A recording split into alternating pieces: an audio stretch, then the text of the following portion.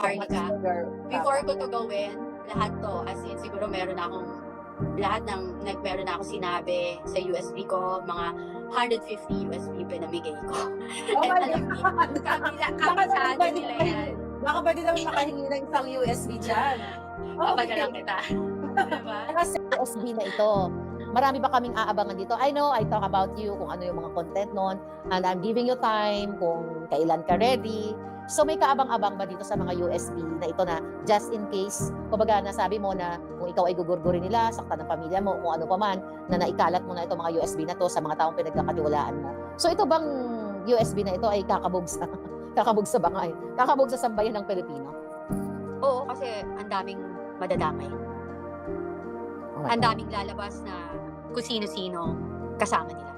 So basically, parang kapag may nangyari sa akin, maraming madadamay. Marami kasi nandun lahat. Alam mo yon, andun lahat. Kasi right now, ang pinag-uusapan lang natin, isa eh. 'Di ba? Isa, dalawa, tatlo, apat, whatever. Eto, marami to. Alam mo yon, parang nandun lahat. At saka, accumulated to eh. Kasi I was supposed to file a case before. So, alam mo okay. yon. Kasi parang, tas then, I pray for it. Sabi ko, wag na lang. Tas parang, ayun, ganun lang. So, this is actually like, kasi before nga, di ba, nabubuli na ako. So, I prepared for it.